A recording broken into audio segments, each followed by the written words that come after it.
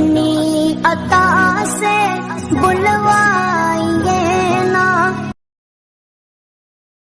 اسلام سے حرم کی جانب جا رہے ہیں۔ کوہ صفا کے قریب عبداللہ ابن جدعان کا گھر ہے۔ قریب سے گزرے تو آگے سے ابو جہل آ رہا ہے۔ حضور علیہ السلام کو جب اس نے دیکھا تو بدتمیزی شروع کر دی۔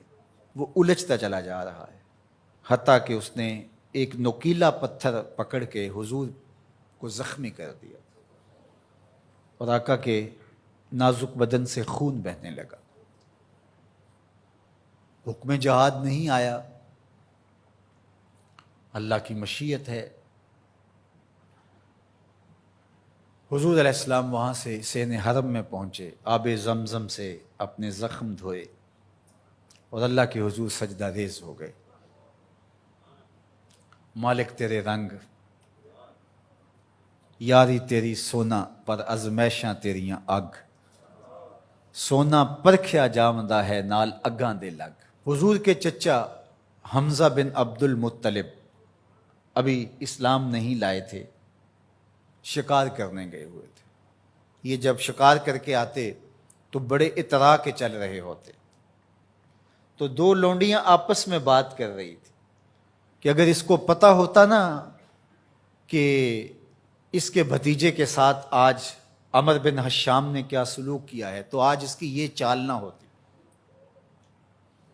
تو حمزہ بن عبد المطلب کے کان میں یہ بات پڑ گئی۔ اللہ اکبر، رک گئے۔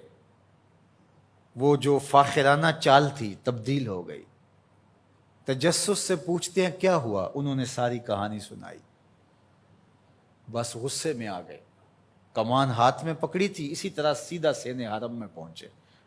صنادید قریش نشستیں جمائے بیٹھے تھے، ابو جہل بھی اپنے چیلے چانٹوں کے ساتھ ایک نشست پہ براجمان تھا۔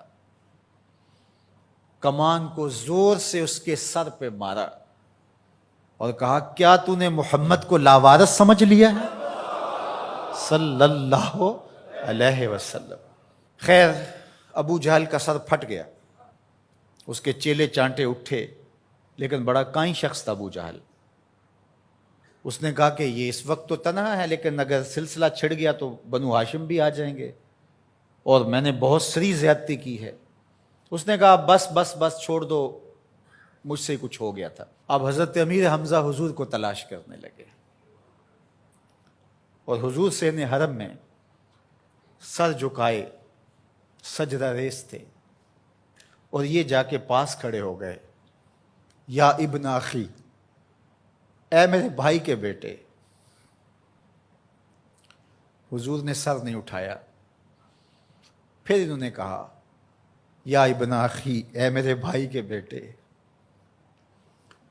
حضور پھر سجدے میں سر رکھ کے رو رہے ہیں۔ پھر انہیں تیسری مرتبہ کہا یا ابن اخی، اے میرے بھائی کے بیٹے۔ حضور سجدہ ریز ہے۔ میاں صاحب فرماتے ہیں اسی کسے دے کچھ نہیں لگ دے تے نہ کوئی ساڈا دردی۔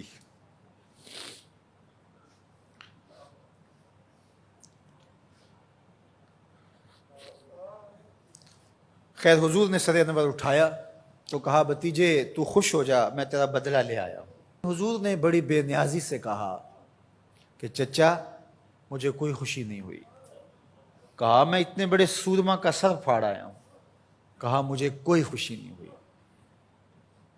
بخت یاوری کر رہا تھا۔ دوسرا جملہ کہا تم کیسے خوش ہوگے؟ کہا جس رب کو میں مانتا ہوں اس کو تم بھی مانو، یہ میری خوشی کا سامان ہے، اگر مجھے یہ دے سکتے ہو تو کہا پھر دیر نہ کیجئے، ابھی اپنی غلامی میں شامل کر لیجئے۔ یہ ہوتی ہے اپنے مشن کے ساتھ وابستگی۔ ہم اپنے چھوٹے چھوٹے سطحی مفادات کی وجہ سے کتنے بڑے دینی نقصان کر دیتے ہیں، اور ہم جان رہے ہوتے ہیں کہ میری اس ذات سے یہ نقصان ہو رہا ہے، لیکن ہمارا نفس اتنا بڑا ہوتا ہے۔